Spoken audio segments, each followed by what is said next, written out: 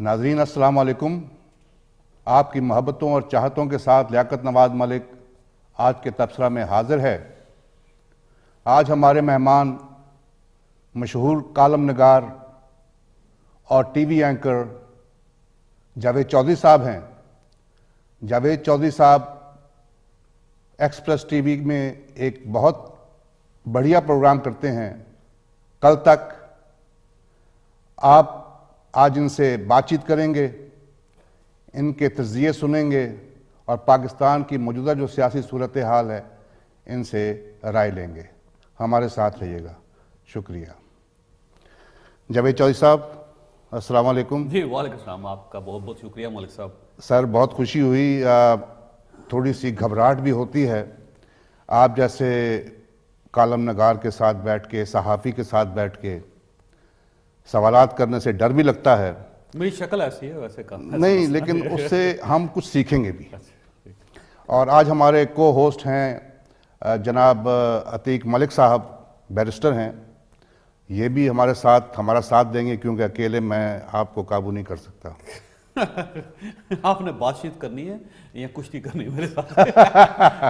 بہرحال ملک صاحب کوئی جی. بسم اللہ الرحمن الرحیم. سب سے پہلے میں جناب جاوید چودھری صاحب کو ای آواز اسٹوڈیوز میں آمد پر ان کا مشکور ہوں اور ان کو خوش آمدید کہتا ہوں. ناظرین, جاوید چودھری صاحب جیسا کہ لیاقت ملک صاحب نے پہلے بات کی, کسی تعارف کے محتاج نہیں ہیں, لیکن ایک رسم کے طور پہ جو ایک کہا جاتا ہے وہ میرا خیال ہے لیاقت صاحب نے بات کی. میں زیادہ بات اس لیے نہیں کروں گا کہ میں چاہوں گا کہ آپ کو زیادہ سے زیادہ جو ہے وہ جاوید چودھری صاحب کی بات سننے کا موقع ملے, اور آپ کے جو سوالات ذہنوں میں ہم بینگ ریڈر اور بینگ ان کے ویور جو ہے وہ اٹھتے ہیں, ہم وہ سوالات بھی ان کے سامنے رکھیں اور ان کے جوابات جاننے کی کوشش کریں. تو میں جاوید چودھری صاحب, آپ کینیڈا میں تشریف لائے, ہمارے ویورز جو ہیں ان کی جو ایک ہمیشہ ہمارے اسٹوڈیوز میں ایسے آپ جیسے مہمان آتے ہیں اور ہم ان کے لیے یہ پروگرام اس طرح سے ترتیب کچھ دیتے ہیں کہ زیادہ سے زیادہ چیزیں, جو آپ تو بیٹھے ہیں پاکستان میں اور یہ لوگ اوورسیز میں ہیں, تو ان کے ذہنوں میں جو چیزیں ہیں ان کو تھوڑا سا ہم بات کریں. تو سب سے پہلے میں آپ سے یہ جاننا چاہوں گا کہ جاوید چودھری اس وقت پاکستان میں ایک ایسا نام ہے کہ جس کی فالوورز, جس کے چاہنے والے کروڑوں میں موجود ہیں. آپ سب سے پہلے آپ ہمیں ہمارے ناظرین کے لیے یہ بتائیں کہ آپ کیسا فیل کرتے ہیں. نہیں دیکھیے, جو قبولیت ہوتی ہے یا شہرت ہوتی ہے یا جو عزت ہوتی ہے, یہ کیونکہ اللہ تعالیٰ کی طرف سے ہوتی ہے, اور اللہ تعالیٰ کی دی ہوئی کوئی چیز بھی ایسی نہیں ہوتی کہ جس سے آپ اکتائیں یا آپ کو برا لگے. مجھے جو اللہ نے عزت بخشی ہے مجھے ہمیشہ اچھی لگتی ہے, اور میں جب بھی کوئی شخص مجھے ملتا ہے یا کسی کا ٹیلی فون آتا ہے یا کسی کا SMS آتا ہے یا کوئی مجھ سے رابطہ کرتا ہے یا یوں ہی چلتے چلتے کسی کے ساتھ ملاقات ہو جاتی ہے, تو فوری طور پر اللہ تعالیٰ سے رجوع کر کے شکر ادا کرتا ہوں اور ساتھ اس کو کہتا ہوں کہ میں اس قابل نہیں تھا, یہ صرف اور صرف تمہارا کرم ہے کہ جس نے مجھے یہاں پہ لا کے کھڑا کیا اور لوگوں کے دلوں میں میرے لیے محبت پیدا کی. کیونکہ جب بھی اللہ تعالیٰ کسی شخص کو پسند کرتا ہے تو وہ دوسرے لوگوں کے دلوں میں اس کے لیے محبت پیدا کر دیتا ہے. تو میں سمجھتا ہوں کہ اللہ کا ایک کرم ہے, اس کی نوازش ہے, اس کا رحم ہے کہ اس نے لوگوں کے دلوں میں میرے لیے محبت پیدا کی, اور میں اس پہ ہر وقت شکر ادا کرتا ہوں. جاوید صاحب, آپ کالمسٹ بھی ہیں اور آپ جو ہے وہ اینکر پرسن کے طور پہ بھی جو ہے وہ جانے جاتے ہیں, اور پھر اس سے بڑھ کر یہ کہ آپ انٹرنیشنل لیول پر اور ملکی سطح پر جو ہے وہ آپ ایک ایسے اسپیکر کے طور پہ جانے جاتے ہیں جو کہ کمیونیکیشن کے حوالے سے جو ہے وہ اپنا ایک خاص فہم اور ان کا ایک خاص سوچ ہے. تو آپ جو ہے وہ بحیثیت کالم نویس, بحیثیت اینکر پرسن, اور پھر آپ جب سیمینارز میں جاتے ہیں یا مختلف ایونٹس جو ہے وہ آپ وہاں پہ اپنے لیکچر ڈلیور کرتے ہیں، تو کہیں کسی وقت جو ہے وہ آپ کو ان تینوں چیزوں میں کوئی تضاد یا ان میں کوئی ٹکراؤ تو نہیں محسوس ہوتا؟ نہیں، یہ کمیونیکیشن ہے نا ملک صاحب، اس میں کمیونیکیشن کے مختلف شیڈز ہوتے ہیں، جیسے 7 رنگ ہوتے ہیں لائٹ کے، اور جب وہ 7 رنگ ملتے ہیں تو اس سے ایک لائٹ بنتی ہے. بالکل اسی طرح کمیونیکیشن کے مختلف میڈیمز ہوتے ہیں. مثلا پینٹنگ جو ہے یہ بھی ایک کمیونیکیشن کا ایک میڈیم ہے، ڈرامہ ہے وہ بھی ایک کمیونیکیشن کا ایک میڈیم ہے، پوئٹری ہے یہ بھی ایک کمیونیکیشن کا ایک میڈیم ہے، اسی طرح رائٹنگ ہے، اسی طرح آپ یہ سمجھیں یہ جو سپیکنگ ہے، پبلک سپیکنگ ہے، یہ سب میڈیم ہے. تو میں نے آج سے کوئی 20 سال پہلے ڈسکور کیا تھا کہ بیسیکلی کمیونیکیشن ایک مین چیز ہوتی ہے، اور اگر آپ کے اندر یہ ایبلٹی ہے تو اس کے مختلف شیڈز ہیں، ان شیڈز کے ذریعے آپ کمیونیکیٹ کر سکتے ہیں لوگوں کو. تو پھر میں نے ان میں سے 3 شیڈز پوری جو کمیونیکیشن کی فیلڈ ہے اس میں سے اٹھا لی ہے. ایک تو کالم ہے، رائٹنگ ہے، اور وہ اس کا ایک ایکسپریشن ہے. 3 ایکسپریشن ہوتے ہیں دنیا میں رائٹنگ کے، تو میں نے اس میں سے ایک ایکسپریشن اٹھا لیا رائٹنگ کا. اسی طرح یہ ٹیلی ویژن ہے، سکرین ہے جو، اس میں نے ایک پولیٹیکل ٹاک شو اس کو سمجھ کے تو وہ میں نے کمیونیکیشن کا ایک میڈیم میں نے اڈاپٹ کر لیا. پھر اس کے بعد میں دیکھتا تھا کہ بہت سے اسٹوڈنٹس ہیں، بہت سی کارپوریٹ سیکٹر ہے، آفسز ہیں، لوگ ہیں، ان کو گائیڈنس چاہیے ہوتی ہے، اور اس پہ اگر فرض کریں کہ میں کچھ ٹائم اگر اسپیئر کر سکتا ہوں ان کے لیے تو اس سے ہو سکتا ہے لوگوں کی کنفیوژنس دور ہو جائیں، لوگوں کو زندگی کے بارے میں پتہ چل جائے کہ لائف ہے کیا، اس کو کام کیسے کرنا چاہیے، آپ اپنی میموری کو کیسے شارپ کر سکتے ہیں، کتابیں کیسے پڑھنی چاہیے، آپ کو اپنی فیملی کے ساتھ کیا ریلیشن ہونا چاہیے، آپ کے لیے ہیلتھ کیا چیز ہے، ہیپینس کیا چیز ہے. تو اس پہ پھر میں نے بے شمار پروگرام ڈیولپ کیے. ٹیلنٹ ایک جو ٹیلنٹ ہنٹ ہے کہ آپ کیسے اپنا ٹیلنٹ ڈسکور کر سکتے ہیں، اس پہ ایک بڑا لمبا چوڑا میں نے پروجیکٹ ایک ڈیولپ کیا. تو پھر وہ جب بھی ایک ٹائم ملتا ہے تو پھر میں پبلک سپیکنگ کے طور پہ لوگوں کے ڈیولپمنٹ کے کورسز کرواتا ہوں چھوٹے چھوٹے، اور اس پہ لیکچر دیتا ہوں. تو پبلک سپیکنگ جو ہے وہ بھی پھر میں نے کمیونیکیشن کا ایک میڈیم میں نے اڈاپٹ کیا. تو 3 میڈیمس ہے کمیونیکیشن کے جس میں کام کر رہا ہوں. رائٹنگ ہے، ٹیلی ویژن ہے جس کو آپ دیکھتے رہتے ہیں، اور اس کے علاوہ پبلک سپیکنگ ہے. وہ تو سینکڑوں کی تعداد میں آپ کو ویڈیوز مل جائیں گے میرے لیکچرز کی یوٹیوب کے اوپر، وہ اسپیشلی ٹیلنٹ ڈسکوری میں. اور اگر آپ اس کو دیکھیں گے نا تو آپ بڑے آرام سے خود بھی اپنا ٹیلنٹ ڈسکور کر لیں گے، آپ کے بچے اس کو ٹیلنٹ کو ڈسکور کر لیں گے ان میں. تو یہ تینوں ہیں مختلف ہیں، مشکل ہیں، اور ان کو مختلف اوقات میں سنبھالتا رہتا ہوں، کرتا رہتا ہوں، چلاتا رہتا ہوں. تینوں میں بہت خوش ہوں. ایسا نہیں ہے کہ مجھے ٹیلی ویژن بور لگتا ہو، یا جو پبلک سپیکنگ ہے وہ بور لگتی ہو، یا رائٹنگ بور لگتی ہو. تو میں تینوں کو انجوائے بھی کرتا ہوں. اس کے تینوں کے الگ الگ کلائنٹس ہیں. جو لوگ پڑھنے والے ہیں وہ کالمز کو بہت پسند کرتے ہیں، اس پہ پڑھتے رہتے ہیں مسلسل. ان کو میں ٹیلی ویژن پہ اچھا نہیں لگتا. جو ٹیلی ویژن دیکھنے والے ہیں ان کو میرا کالم اچھا نہیں لگتا. اور جو پبلک سپیکنگ کے لوگ ہیں جو اس میں مجھ سے ڈیل کرتے ہیں، وہ یہ کہتے ہیں کہ باقی دونوں بکواس ہیں، آپ کا یہ ٹھیک ہے. لیکن میں تینوں جگہوں پہ میں سمجھتا ہوں کہ میں اپنے کو فٹ محسوس کرتا ہوں.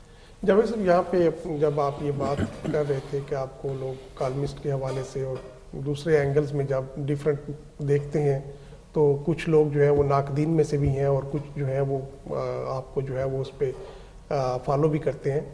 یہاں میں ایک کویسچن جو ہے وہ ایک پبلک کا کویسچن جو ہے وہ اس کو پوچھنا چاہوں گا کہ ایک جاوید چودھری بڑا نام، کہیں پر جا کر گوگل چودھری،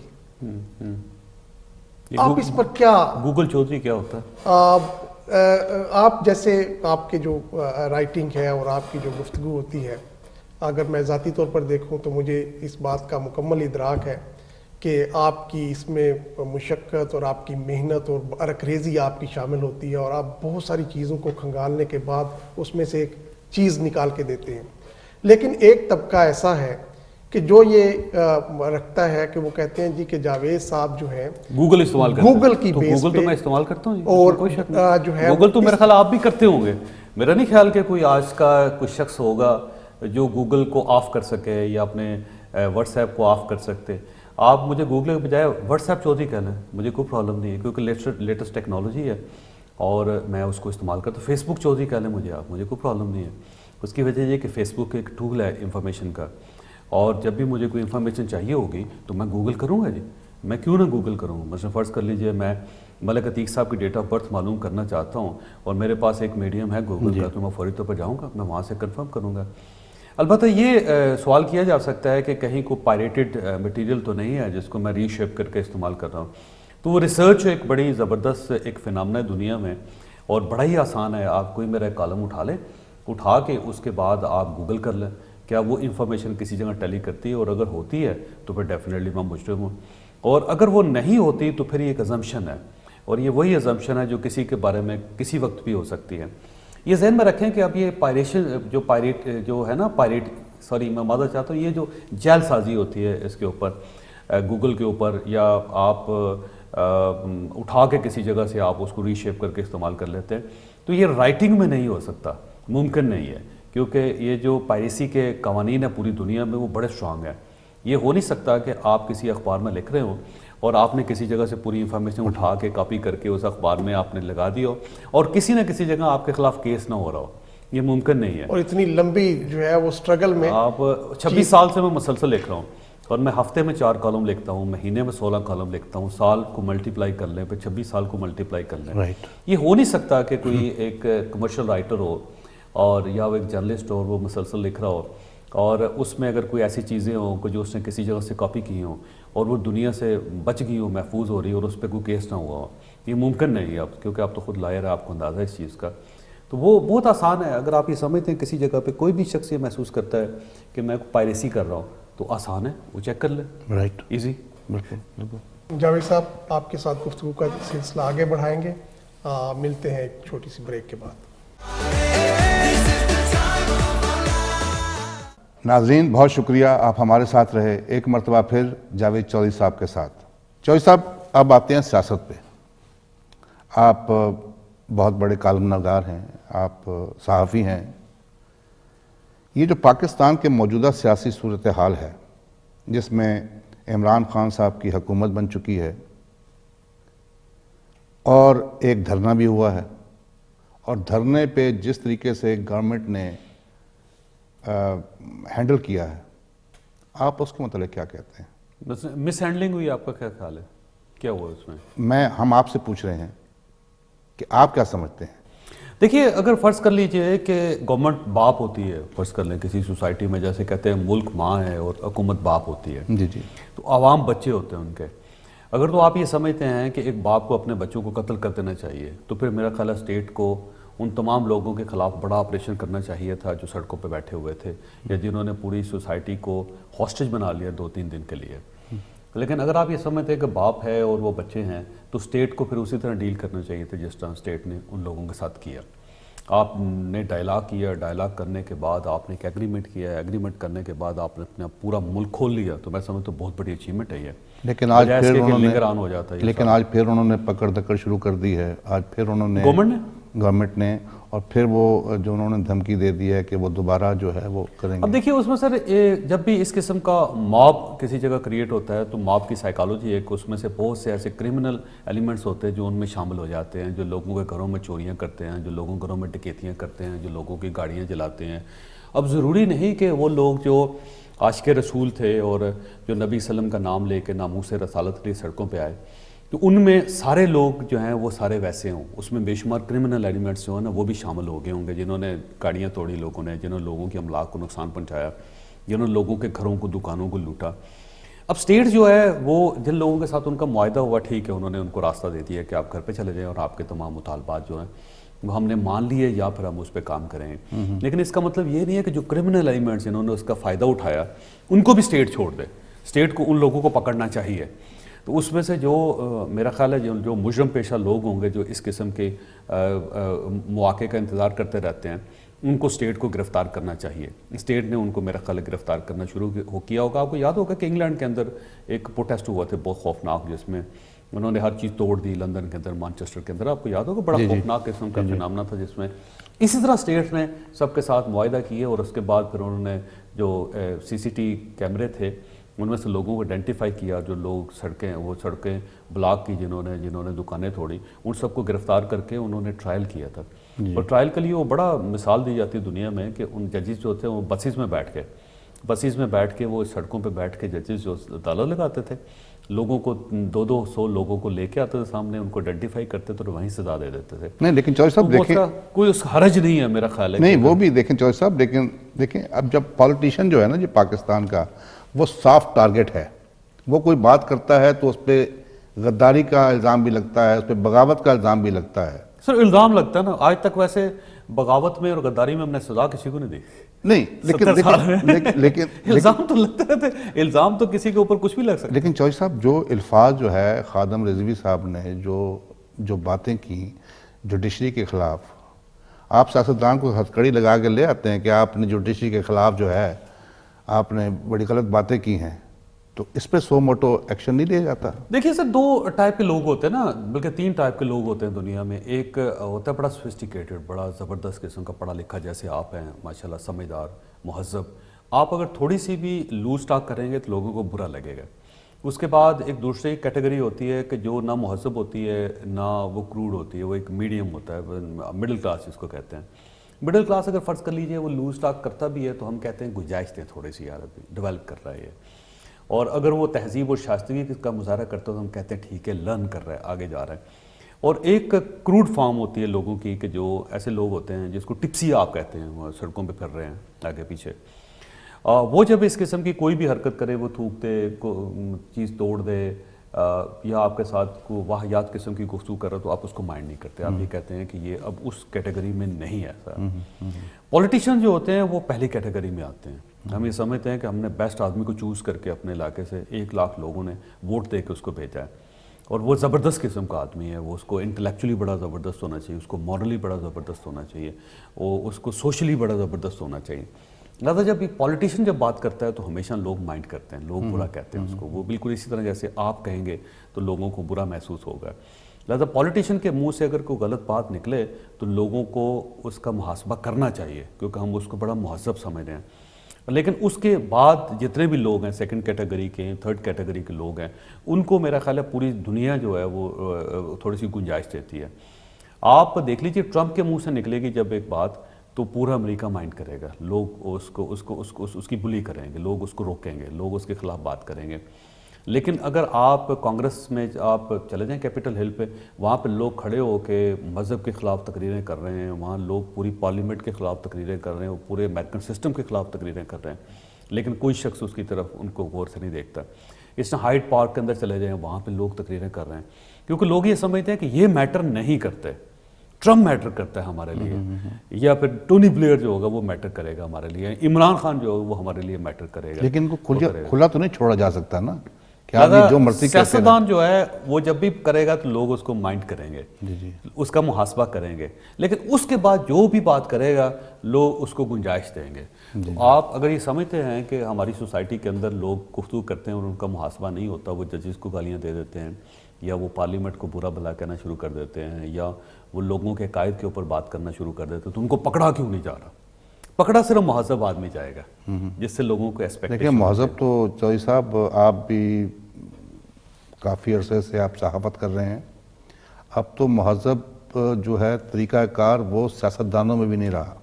اب تو گالم گلوچ جو ہے وہ وزیر اعظم بھی کر رہا ہے اور اپوزیشن لیڈر بھی کر رہا ہے اور سارے کر رہے ہیں, تو اب تو وہ مہذب طریقہ رہا نہیں سر. گنجائش اس کے باوجود ہے جی, گنجائش اس کے باوجود ہے. ہم یہ نہیں کہہ سکتے کہ آل دا ٹائم 24 گھنٹے ہی بندہ کو بدتمیزی کر رہا ہے لوگوں کے ساتھ. اگر زندگی میں 2-4 مرتبہ اگر آپ نے بھی اپنے کوٹ اتار کے ایک سائڈ پہ کر کے آستینیں چڑھا کے کسی کو 2 تھپڑ لگا دی تو اس کا مطلب یہ نہیں کہ آپ گنڈے ہیں. آپ کو اتنی گنجائش دی جا سکتی ہے, لیکن روز لڑیں گے. چوہدری صاحب دیکھیں, بات چونکہ ایک خاص جس پراسپیکٹ میں ملک صاحب بات کر رہے ہیں, بیسیکلی محسوس یہ ہوتا ہے یا کہا یہ جاتا ہے کہ پاکستانی سیاست میں انتہا پسندی, اگر آپ اس کو ایک سخت لفظ یوز نہیں کرنا چاہتا, لیکن اگر آپ اس کو یہ لفظ استعمال کریں کہ جو ایک سیاستدان کا امیج ہے اس کو ایک بڑا سافٹ سپوکن ہونا چاہیے, اس کو بڑا اکاموڈیٹیو ہونا چاہیے, کہ وقت کے مطابق جو ہے وہ حالات کے مطابق اگر وہ کوئی ٹوسٹ کرتا ہے, اپنی وہ چیزوں کو اکاموڈیٹ کرتا ہے, تو اس پر جو ہے وہ یہ نہ شائبہ آئے کہ اس نے شاید اپنی پوزیشن کو چینج کیا ہے. بلکہ یہ کہا جائے کہ انہوں نے اپنی پوزیشن کو ری ایڈجسٹ کیا ہے. تو یہ جو ایک پاکستان میں ڈیولپمنٹ ہے پہلے یہ نہیں تھی, اور یہی وجہ ہے کہ ایک عام طبقہ جو ہے وہ اس میں تھوڑی سی بے چینی ہے کہ پاکستان کی سیاست جو ہے وہ آپ اور ہم سے نکل کر تو تڑاک پر چلی گئی ہے. تو آپ اس پہ جو ہے وہ دیکھیے یہ ہے فرق ہے, اور یہ فرق جو ہے صرف ہم پاکستان پہ کیوں کہیں ہم, امریکہ نہیں ہے. آپ نے کبھی سوچا تھا کہ ٹرمپ جیسا آدمی امریکہ کے اندر پریزیڈنٹ بن جائے گا؟ ان کی زبان دیکھ لیجیے آپ, وہ تو تھپڑ مار دیتے ہیں اور دوڑ کے لوگوں کے گلے پڑ جاتے ہیں. آپ اس کو دیکھ لیجیے, آپ پیوٹن کو دیکھ لیجیے, آپ رشیا میں جا کے دیکھیں. ایک رشیا کی جو 70 سال کی ایک الگ ہسٹری ہے اور پیوٹن کی ایک دوسری ہسٹری ہے, آپ اس کو دیکھ لیجیے. کبھی لوگوں نے سوچا تھا کہ دنیا کی سب سے بڑی جو جمہوریت ہے جس میں 72 کروڑ لوگ ووٹ دیتے ہیں, اتنا سب سے بڑا انڈیا, وہاں پہ نریندرا مودی جیسا آدمی جو ہے وہ پرائم منسٹر بن جائے گا, اور ان کو نہ بولنا آتا ہے, نہ ان کو تہذیب کے ساتھ گفتگو کرنی آتی ہے, نہ بیہیو کرنا آتا ہے. آپ اس کو دیکھ لیجئے. آپ اسی طرح پورے سینٹرل ایشیا میں چلے جائیے, آپ سینٹرل ایشین اسٹیٹس میں جا کے دیکھیے, ان کی گورنمنٹس کو دیکھ لیں. آپ گلف میں جا کے گورنمنٹس کو دیکھ لیں. کبھی لوگوں نے سوچا تھا کہ یہ وقت بھی آئے گا کہ ایک شہزادہ جو ہوگا اس کے حکم پہ ترکی کے اندر ایک امبیسی کے اندر جا کے ایک شخص کو سلاٹر کر دیا جائے گا؟ تو جب آپ پاکستان کو دوسرے ملکوں کے ساتھ جب آپ کمپیئر کریں گے تو آپ کو لگے گا کہ مچ بیٹر ہے, اتنے بھی حالات خراب نہیں ہیں. ایک گلوبل فنامنا ملک صاحب یہ ہے. جب امریکہ جیسی اگر ایک مہذب سوسائٹی جس کی ہسٹری 200 سال کی ہے, ان کی پارلیمنٹری ہسٹری جو 200-250 سال کی ہے, اس کے اندر جب ایک اتنی بڑی تبدیلی آ جائے کہ ایک شخص صرف وائٹ ہونے کی بنیاد پہ ووٹ لے لے, جس کو نگیٹ کرتے رہے 250 سال, اور اس میں لنکن جیسے لوگ جو تھے انہوں نے ایک سوسائٹی کو مکس سوسائٹی بنایا تھا, اور اس میں جا کے اچانک ایک شخص آئے جو صرف وائٹ کے ووٹ پہ پریزیڈنٹ بن جائے, اور اس کے بعد یہ کہیں کہ باقی جتنے براؤنز ہیں اور جتنے بلیک ہیں ان کو نکالیں یہاں سے. تو اس کے بعد اس سوسائٹی کو پاکستانی سوسائٹی کے ساتھ آپ کمپیئر کریں, وہاں تو پھر بھی اکاموڈیٹ کر رہے ہیں لوگ. وہ میاں شہباز شریف صاحب جو اپوزیشن لیڈر ہیں, ان کے خلاف نیب کا کیس بھی ہے اور وہ نیب کی حراست میں ہے, لیکن اس کے باوجود پروڈکشن آرڈر پہ وہ قومی اسمبلی میں نیشنل اسمبلی میں پہنچتے ہیں اور خطاب بھی کرتے ہیں نیب کے خلاف. تو میں تو سمجھتا ہوں کہ پاکستان امریکہ سے مچ بیٹر ہے, جہاں پہ آ کے آپ کے اندر فریڈم ایکسپریشن اتنا زیادہ ہے کہ آپ ایک شخص حراست میں ہیں, وہ بھی پارلیمنٹ میں آ کے اسی ادارے کے خلاف تقریر کر رہا ہے جس نے اس کو گرفتار کر رکھا ہے. تو یہ کام آپ امریکہ کے اندر اس وقت نہیں کر سکتے, نہ آپ رشیا کے اندر کر سکتے ہیں. سعودی عرب میں تو آپ یہ سوچ بھی نہیں سکتے, گلف کے کنٹریز, آپ یو ہی میں جا کے یہ کام نہیں کر سکتے. آپ جاپان میں اس وقت نہیں کر سکتے, اس کی آپ ڈائنامکس دیکھ لیجئے. انڈیا میں بالکل ممکن ہی نہیں ہے. انڈیا میں تو چرچ کے اندر لوگوں کو بند کر کے آگ لگا کے مار دیا جاتا ہے.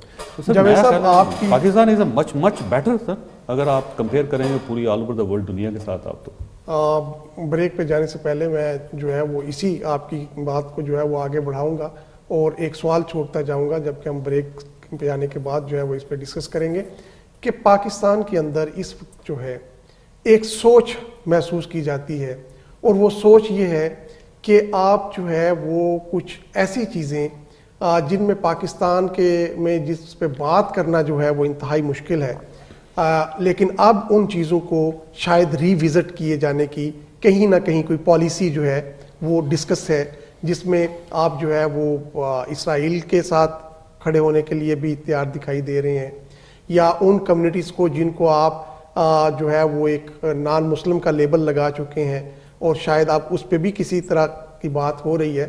تو ہم آپ کے خیالات اور آپ کے ویوز اس پہ جاننا چاہیں گے. ملتے ہیں بریک کے بعد.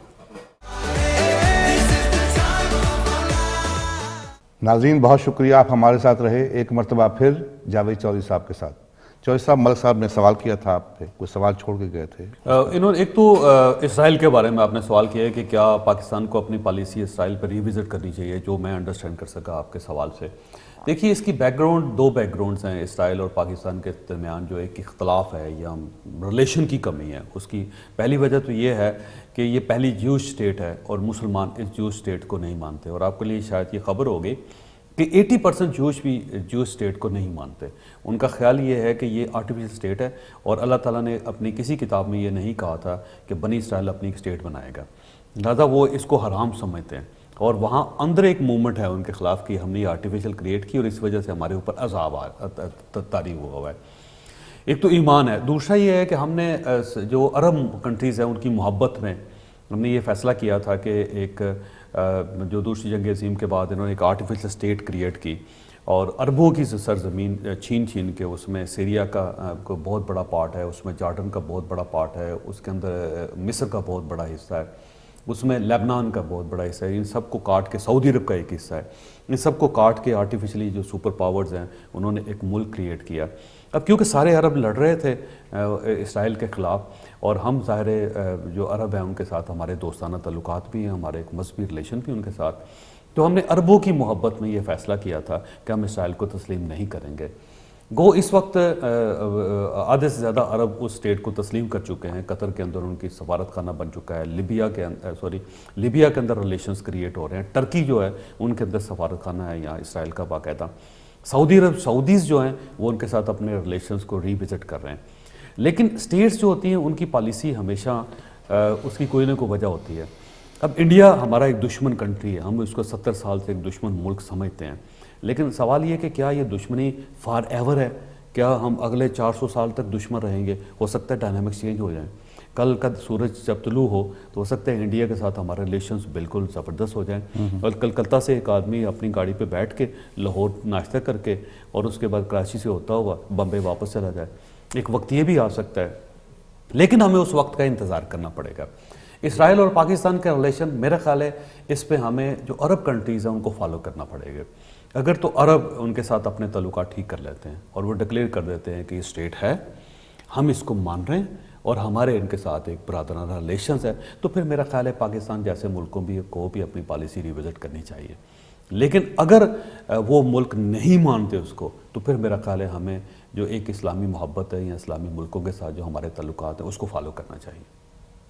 یہ اسلامی ملکوں پہ جو بات ہوئی ہے، سعودی عرب میں عمران خان صاحب گئے اور 3 کروڑ جو ہے انہوں نے بینک میں ڈالے اور ادھار تیل وغیرہ دیا۔ ابھی ڈال لیں ابھی انہوں نے جی ابھی ڈال لیں، اچھا 3 ابھی ڈالیں جی۔ لیکن سننے میں یہ آیا ہے کہ یہ شرط یہ تھی کہ آپ یمن میں فوج اپنی بھیجیں گے، اور عمران خان صاحب نے یہ فرمایا کہ جناب ہم ثالثی کرانے کے لیے تیار ہیں، اور انہوں نے کہا ٹھیک ہے آپ ثالثی کرائیں، اگر وہ نہیں ہوتی ایکسیپٹ تو پھر آپ فوج بھیجیں۔ تو اس پہ آپ کیا کہتے ہیں کہ میرا خیال ہے فوج نہیں جا سکے گی یمن جی ہماری، اور اس کی وجہ یہ ہے کہ ہمارے جو نا، کیونکہ وہاں پہ شیعہ سنی ایک فساد ہے، لڑائی ہے یمن کے اندر، جی اور ڈیوائیڈڈ سوسائٹی ہے، وہاں پہ سنی شیعوں کے ساتھ لڑ رہے ہیں، شیعہ سنی کے ساتھ لڑ رہے ہیں، اور وہاں پہ ایران کا بہت زیادہ انفلوئنس ہے، جو حوثی شیعہ وہاں پہ ہیں ان کے ساتھ، اور پاکستان کے اندر ایک بہت بڑی کمیونٹی ہے جو جس کا تعلق شیعہ فرقے کے ساتھ ہے، تو وہاں پہ ایک بیلنس ہے۔ آپ یہ سمجھ لیجئے کہ اگر فرض کر لیں کہ آپ ایران کو، سیریا کو، اور اس کے بعد یمن کو اور عراق کی ساری شیعہ کمیونٹی کو اگر ہم ملا لیں تو پاکستان کے اندر جو شیعہ کمیونٹی اس کے برابر ہو جائے گی۔ بالکل ہمارے اندر اتنی زیادہ پاپولیشن ہے وہاں پہ، تو میرا نہیں خیال کہ پاکستان کبھی یہ سوچے گا کہ ہمیں ایک ایسے کنفلکٹ میں پڑنا چاہیے جس میں پاکستان کے اندر جس کے اثرات بڑے خوفناک ہو سکتے ہیں۔ پہلے بھی 2015 میں بھی جب یہ وقت آیا تھا، سعودی عرب نے بہت پاکستان کو مجبور کیا تھا، لیکن اس وقت بھی پاکستان کی پارلیمنٹ نے کہا تھا کہ ہم اس کام میں سعودی عرب کی مدد نہیں کر سکتے، لیکن تاہم سعودی عرب اور پاکستان کے درمیان ایک ایگریمنٹ موجود ہے، اس میں یہ ہے کہ اگر کوئی بھی طاقت ہوا اس کا تعلق کسی بھی ملک کے ساتھ ہو، اگر وہ سعودی عرب پہ حملہ آور ہوتا ہے تو پاکستان ان کی سپورٹ کرے گا۔ جی تو وہ اس حد تک تو ہمارا ان کے ساتھ ایگریمنٹ ہے، اور میرا خیال یہ ہے کہ حرمین شریفین کے اوپر اگر کوئی ایسا وقت آئے تو ہم سب مسلمانوں کو اس کی حفاظت کرنی چاہیے، اور پاکستان میرا خیال ہے سب سے آگے ہوگا اس میں۔ لیکن یہ یمن میں میرا نہیں خیال کہ پاکستان کبھی کو فوج بھیج سکے گا، یا یہ کبھی سوچا جائے گا، یا پھر ہم اتنے مجبور ہو جائیں گے کہ ہم اپنی فوج کو یمن میں بھیج کے پاکستان کے اندر پرابلم پیدا کر لیں۔ جی، اور یہ ملک صاحب ایک سوال میں کر لوں اس کے بعد، یہ جو عمران خان صاحب کا دورہ ہے اور اس میں ایک مشترکہ اعلامیہ بھی آج جاری ہوا ہے، چائنا کا جو دورہ ہے، اس میں آپ کیا سمجھتے ہیں کہ جس طریقے سے عمران خان صاحب ہینڈل کرنے کی کوشش کر رہے ہیں لانگ رن، کیا یہ فیزیبل ہے کہ جس طریقے سے وہ جاتے ہیں کرپشن کی بات کرتے ہیں، دوسرے ملکوں میں جا کے بھی وہ یہی بات کرتے ہیں اور اپنے ملک کو بدنام کرنے کی کوشش کرتے ہیں، کیا کہتے ہیں آپ؟ میرا خیال ہے کرپشن تو سر گلوبل فینامنا ہے جی، یہ بات تو امریکہ کے اندر بھی ہو رہی ہے، یہ بات تو کینیڈا کے اندر بھی ہو رہی ہے، یہ چائنا کے اندر، رشیا کے اندر، پوری گلف اسٹیٹس کے اندر کرپشن کے خلاف تو بہت بات ہو رہی ہے جی کہ انٹرنیشنل لاز بن رہے ہیں، بلکہ آپ اگر فرض کریں کہ آپ کینیڈا سے یہاں سے کرپشن کر کے اگر آپ دبئی چلے جائیں گے تو وہاں پہ بھی گرفتار ہو سکتے ہیں، تو لاز چینج ہو رہے ہیں، اس پہ بات کرنے میں کوئی حرج نہیں ہے جی. اور میرا خیال ہے پاکستان کو کلین ہونا چاہیے. میں اس معاملے میں سمجھتا ہوں کہ عمران خان ٹھیک کر رہے ہوں. اگر وہ یہ چاہتے ہیں کہ پاکستان کو کرپشن فری ہونا چاہیے تو یہ کوئی غلط بات پاکستان کے اندر کریں نا جی. دیکھیں نا، آج ایک سعودی بزنس مین ہے، اس نے چیکس دکھائے ہیں اپنے 4 کروڑ درہم، 4 کروڑ درہم جو ہیں اعظم سواتی صاحب کو دیے. اعظم سواتی وہ یہ کہتا ہے، وہ ٹی وی پہ آ کے اس نے کہا کہ میں نے 3 دفعہ عمران خان صاحب سے بھی بات کی، تو عمران خان صاحب نے بھی اس چیز کی سنوائی نہیں کی. تو آپ اپنے گھر میں سے سٹارٹ کریں نا جی، جو لوگ کرپٹ ہیں ان کو آپ پکڑیں. میرا خیال ہے وقت آ گیا جی ملک صاحب پاکستان کے اندر، جو ہے نا کوئی شخص کسی شخص کو پروٹیکٹ نہیں کر سکے گا، اور یہ ایک وقت آنا تھا، اور یہ بہت اچھی بات ہے، اور یہ بڑا زبردست گولڈن ٹائم ہے کہ جس میں آپ پاکستان کو کرپشن فری کر سکتے ہیں. اور الٹیمیٹلی آپ کو اسٹیٹ لاز بنانے پڑیں گے کیونکہ ایک گلوبل فینامنا ہے. یہ ہو نہیں کرپشن سکتا. فری دیکھیں نا جی، کرپشن فری آپ چوہدری صاحب، آپ 10 سال کی تو کرپشن کی بات کرتے ہیں، میاں نواز شریف کی یا پیپلز پارٹی کی، اور جو ہمارے 10 سال عامر رہے ان کی آپ بات ہی نہیں کرتے. ان کے پاس جاتے ہوئے آپ کے پر آپ کو جلتے کس نے کہا کہ نہیں بات کرتے جی؟ جنرل پرویز مشرف صاحب اس وقت باہر بیٹھے ہوئے ہیں، ڈر کے دوڑ کے بھاگ کے گئے ہوئے ہیں وہاں پہ. ان کے خلاف کیسز چل رہے ہیں پاکستان کے اندر، چل رہے ہیں نا، لیکن نہ صرف کیسے وہ ان کا نام ECL پہ ہے ان کا نام، دوسرا یہ ان کے ریڈ وارنٹ جاری ہو چکے ہیں ان میں. اگر وہ یہ ہو سکتا ہے کبھی ایسا ہوتا ہو کہ پاکستان میں جب آپ جوان ہوں گے کہ اس وقت ابھی بھی جوان ہوں جی، اس ٹائپ کے بظاہر نظر تو نہیں آتا جی تو ہو سکتا ہے کہ کبھی ایسا ہوتا ہو کہ آپ یہ بات نہیں کر سکتے. وہ سر پرانی باتیں ہوگی. جنرل پرویز مشرف صاحب یونیفارم میں تھے، ان کو یونیفارم میں پاکستان فوج کے وہ سپہ سالار تھے، ان کو نہ صرف یونیفارم اتارا پاکستان کی عوام نے بلکہ ان کو صدارت سے اتارا، جبکہ وہ مزید 4 سال صدر رہ سکتے تھے. پھر اس کے بعد ان کے خلاف کیسز ہوئے، کیسز کے درمیان وہ بھاگ کے ملک سے باہر چلے گئے، ان کے ریڈ وارنٹ جاری ہو چکے ہوئے ہیں، اور الٹیمیٹلی کبھی نہ کبھی ان ریڈ وارنٹس پہ عمل بھی ہوگا. جب عمل ہوگا تو گرفتار ہو کے پاکستان آئیں گے. سر یہ پاکستان بدل گیا ہوا ہے، یہ پاکستان وہ نہیں ہے جس کو آپ چھوڑ کے آئے تھے. آپ یہ کہتے ہیں بات نہیں ہوتی، بات کیا، وہ کیسز ہو گئے ہیں، کیسز ہو کے سزائیں ہو رہی ہیں. آپ کو شاید یہ یقیناً آپ کو معلوم ہوگا کہ جنرل پرویز مشرف صاحب کی تو پراپرٹی جو وہ کنفسکیٹ ہو گئی پاکستان کے اندر، ان کے سارے اکاؤنٹس بلاک ہوئے پاکستان میں. نہیں وہ یہ تو ایک تبدیل شدہ پاکستان ہے. نہیں تبدیل شدہ پاکستان بیسک چیز ہے کہ کسی بھی طبقہ میں ہو، آپ جب احتساب کی یا انصاف کی بات کرتے ہیں تو اس کو ایون ہینڈیڈلی جو ہے اس کو لینا چاہیے. اور کنسرن جو ہے وہ صرف یہ ہے کہ بظاہر ایسا ہے کہ آپ اپنے ایک جو مخصوص گروپ ہے یا ایک انڈیویجول جو ہے اسپیسیفک، اس کے بارے میں تو آپ ایک پالیسی جو ہے وہ بڑی اسٹرکٹ لے کے چلتے ہیں، اور دوسری طرف جو ہے وہ آپ کو پالیسیز میں بڑی جو ہے وہ اس پہ نرمی دکھائی دیتی ہے، جس وجہ سے اوورسیز پاکستانی جو ہیں وہ یہ سمجھتے ہیں کہ ہماری جو امیدیں تھیں، ہماری جو توقعات تھیں اس گورنمنٹ سے، اس میں یہ چیزیں ہمیں جو ہے وہ انصاف کی اور ایک نئے پاکستان کی بات. 3 مہینے ہوئے ملک صاحب گورنمنٹ کو، میرا خیال ہے کم از کم 6 مہینے تو انتظار کرنا چاہیے ہمیں، 3 مہینے اور دینا چاہیے. ہم نا ذرا تھوڑی سی جلد باز قوم ہے جو پاکستانی قوم ہے، اسپیشلی جو ہماری پنجابی اشرافیہ ہے نا، جس سے میرا بھی تعلق ہے، آپ سب کا بھی تعلق ہے. ہم بڑے جلد باز لوگ ہیں. مثلا ایک پاکستان کے اندر بلکہ پنجاب کے اندر فینامنا ہے کہ جب بچی پیدا ہوتی ہے تو ہم اس کی شادی کا فیصلہ اس وقت کرنا شروع کر دیتے ہیں کہ اس کا جہیز بنائیں جی، اس کو ابھی تو پیدا ہوئی ہے اور اس کے بعد اس میں 22 سال کی عمر میں اسی شادی کرنی ہے، اور اسی وقت پیدا ہوتے ہیں ہم رشتہ تلاش کرنا شروع کر دیتے ہیں اس کے. اتنی جلدی ہوتی ہے. اس طرح جب بیٹا پیدا ہوتا ہے نا تو ہم اسی فیصلہ کر لیتے ہیں کہ ہم نے اس کو ڈاکٹر بنانا ہے. نہیں، وہ جلدی کا ابھی وہ بچہ 2 دن کا ہے، ہم نے فیصلہ کر لیا کہ ڈاکٹر. یہی جلدی جو گورنمنٹ کے معاملے میں بھی ہے. ابھی اس گورنمنٹ کو تو جمعہ 3 مہینے نہیں ہوئے جی، تو ہم اس سے توقع کر رہے ہیں کہ وہ سارے کام کر لے جو باقی گورنمنٹ جو ہیں وہ 2 سال. یہ بات دیکھیں نا، ہم نے تو نہیں کہی، یہ تو عمران خان صاحب نے کہا کہ 100 دن کا، تو 100 دن تو انتظار ہم نے تو دیکھیں نا. نہیں آپ تو مطلب ٹھیک ہے 5، ہم تو کہتے ہیں کہ 2 سال تو کم از کم آپ اپنے مورے بٹھاتے ہیں، اس کے بعد آپ کام شروع کرتے ہیں. آپ کی حکومت 5 سال کے لیے ہے. یہ 100 دن کا کس نے بتایا تھا؟ 100 دن کا پلان ہے نا، 100 دن پلان ہے. 50 لاکھ مکانوں کا کس نے بتایا تھا क्या 50 लाख? आप चौधरी साहब 50 लाख मकान बनाना, एक दिन में 274 मकान बनाना। मेरा ख्याल है ये ज़रा थोड़ी सी ना वो जज्बाती हो गए थे इसमें। फिर 50 लाख तो मेरा ख्याल है इमरान खान साहब को 50 लाख के बजाय 5 लाख पे लेके आना चाहिए, उसको फिर रीजनेबल लगता है, ज़रा अनरीजनेबल नाज़रीन, बात है। हम ब्रेक पे जा रहे हैं, ब्रेक के बाद वापस आते हैं और चौधरी साहब के साथ कुछ तल्ख बातें, कुछ खट्टी मीठी बातें। तो फिर पहले करते आपने हैं। तल्ख नहीं की सारे।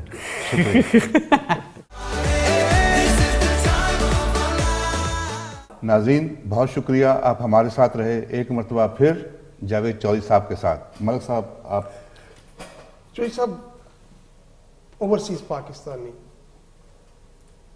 और कुछ वक्त जो है वो तारकीने वतन भी जो है वो हम सुनते हैं, गो कि इसमें बड़ी तकलीफ है कि जब हमें कि तारकीने वतन कहा जाता है। महसूस या एहसास ये बनता है कि हम लोग जो अपना घर छोड़ के आए, आज हम यहाँ नए घर बना रहे हैं, लेकिन उसके बावजूद हम अपने पुराने घर को भूले नहीं हैं। हमारा जिस्म इधर है तो जान या रूह हमारी जो है वो अभी पीछे है। अगर पाकिस्तान पे कोई खुदा नखास्ता उफ्ताद आती है तो ओवरसीज़ पाकिस्तानी हमेशा बढ़ चढ़ कर उसमें अपना कंट्रीब्यूशन करते हैं और हमेशा जो है पाकिस्तान को एक सफ़े अव्वल में और एक पॉजिटिव उसकी जो है वो शनाख्त को देखना चाहते हैं। लेकिन उसके बरअक्स जो है वो ओवरसीज़ कम्युनिटी जो है वो उसमें ये एक जो चीज़ जो है वो एहसास जो है वो शिद्दत इख्तियार करता जा रहा है कि शायद हमें ये पाकिस्तान से जो है वो बिल्कुल ला ताल्लुक करने पे जा रहे हैं।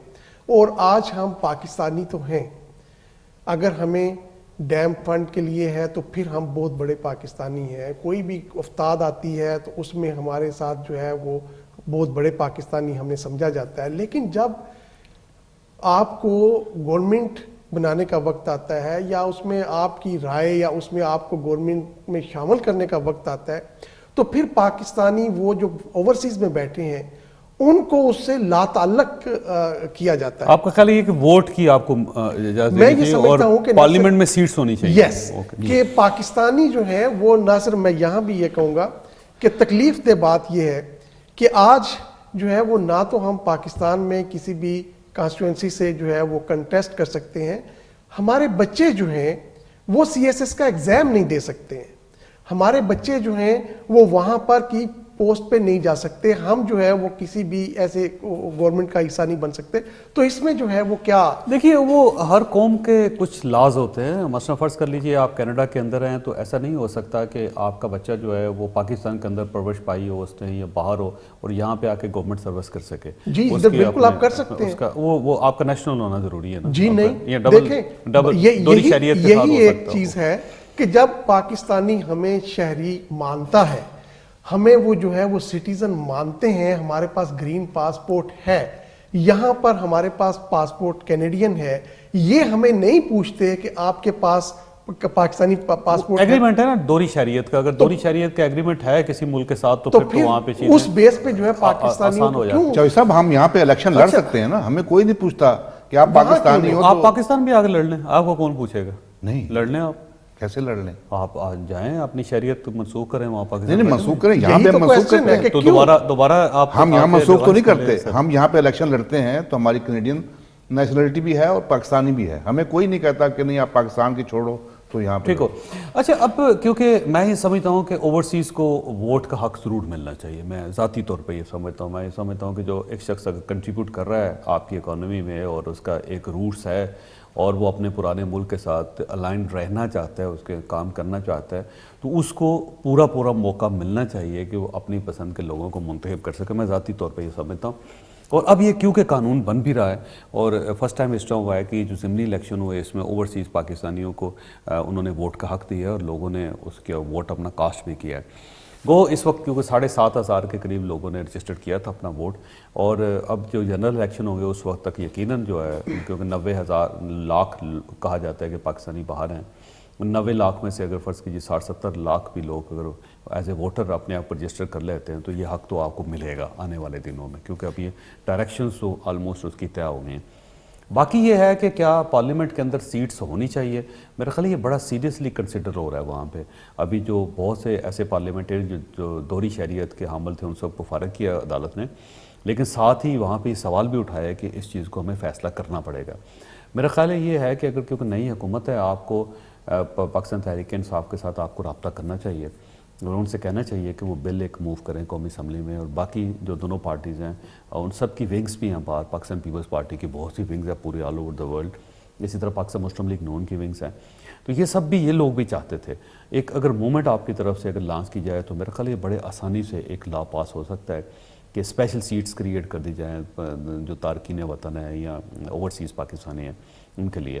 تو اس سے آپ کی جو ایک نمائندگی ہے وہ صوبائی اسمبلیوں میں اور قومی اسمبلیوں میں ہونی چاہیے. میں ذاتی طور پر سمجھتا ہوں اس میں کوئی حرج نہیں دیکھیں ہے. جی ہمارے ریمیٹنس جو ہیں وہ دیکھیں سب ورلڈ بینک سے سب سے زیادہ ہے، اور ہم آج بھی اگر کوئی بات ہوتی ہے پاکستان کے متعلق تو ہم اپنے بچوں کے پیٹ کاٹ کے ہم پاکستان کے. لیکن ویسے اس پہ تھوڑا سا سوال کیا جا سکتا ہے. ویسے میں معذرت چاہتا ہوں، پاکستان کے اندر اگر کوئی ریمیٹنس آ رہی ہیں تو سب سے زیادہ جو ریمیٹ ہیں وہ سعودی عرب سے آتے ہیں، اور وہ تمام لوگ ہیں جو مزدوری کرتے ہیں وہاں پہ، جن کی اپنی تنخواہ جو ہوگی بمشکل 15-20 ہزار روپے نہیں پاکستانی بنتا. میں عرض کر رہا ہوں نا جی. اور آپ فگرز نکال لیجئے انٹرنیٹ پہ بیٹھ کے نا تو آپ کو بہت سہولت ہو جائے گی. اس کے بعد جو گلف سٹیٹس ہیں سعودی عرب کے بعد وہ آتے ہیں، یورپ کے اندر، امریکہ کے اندر، اور یہ جو ہے کینیڈا بھی اس میں شامل ہے، اس کے اندر جو اس کا ریشیو بہت کم ہے.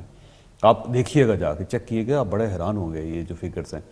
تو اس کا مطلب یہ ہوگا کہ اگر ہم صرف ریمیٹنس کی بنیاد پہ یہ کریں گے تو پھر سب سے زیادہ حق تو سعودی عرب میں پاکستانیوں کا ہے، جو وہاں پہ 26 لاکھ کے قریب جو پاکستانی گلف سٹیٹس کے اندر ہیں ان کا سب سے زیادہ حق بنتا ہے. نہیں ہم تو چاہتے ہیں نا، ہم تو چاہتے ہیں کہ، اور وہ سب لوگ ان پڑھ ہیں، غریب لوگ ہیں، ہر مہینے اپنے گھر پیسے بھیجتے ہیں.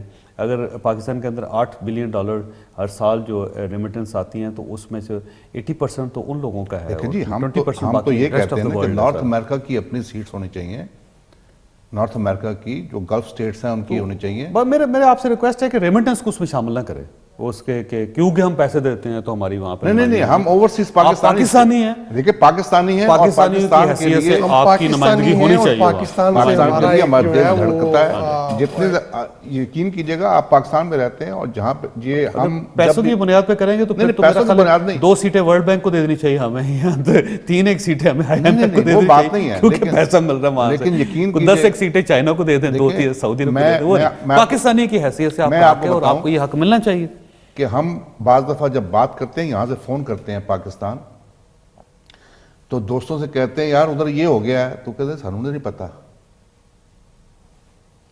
ہمیں فکر ہوتی ہے زیادہ. وہ کہتے ہیں یہاں یہ چلنا چلنے دو کام، ٹھیک ہے نا. ہم اس سلسلے میں بات کر رہے ہیں کہ ہمیں پاکستان سے محبت ہے، پاکستان ہے تو ہم ہیں. تو پھر آپ رہیں نا پاکستان آگے رہیں اگر محبت ہے. کیوں نہیں محبت؟ میرا خیال یہ ہے کہ ہمیں زیادہ محبت ہے وہاں پہ رہ رہے ہیں.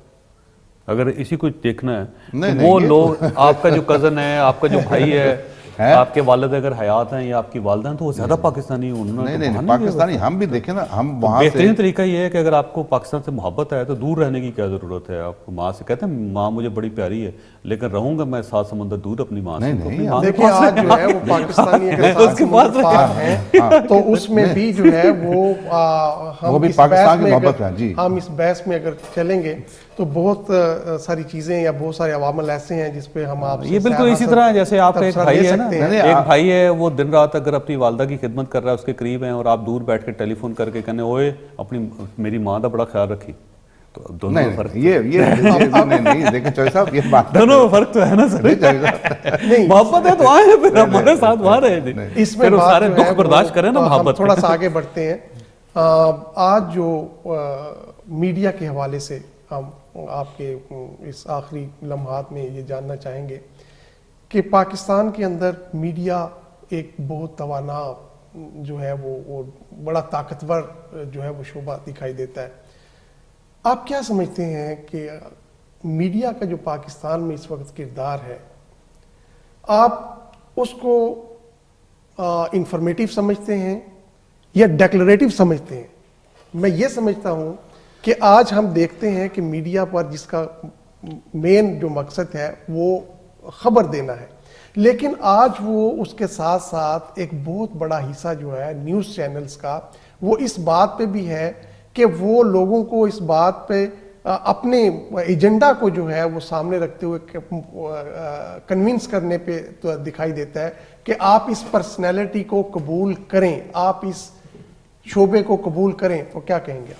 دیکھیے دو اس کے میڈیمز ہیں نا ٹیلی ویژن کے اندر. ایک نیوز ہے جو ایک واقعہ ہو گیا وہ رپورٹ کر رہے ہیں، وہاں پہ ڈی ایس این جی ہماری پہنچ جاتی ہے، وہاں پہ رپورٹر پہنچ جاتا ہے، وہ جو لائیو دیکھ رہا ہے وہ آپ کو لائیو دکھا رہا ہے، وہ کہہ دیتا ہے کہ یہ ہو گیا، اور اس کی بیس پہ وہ خبر بار بار چل رہی ہوتی ہے. آپ دیکھتے ہیں. دوسرا ویوز ہے، اپینین ہے. مثلا فرض کر لیجئے کہ میرا شو ہے تو وہ ایک اپینین شو ہے، وہ میں ایک انسان ہوں، میں اپنا اپینین دوں گا.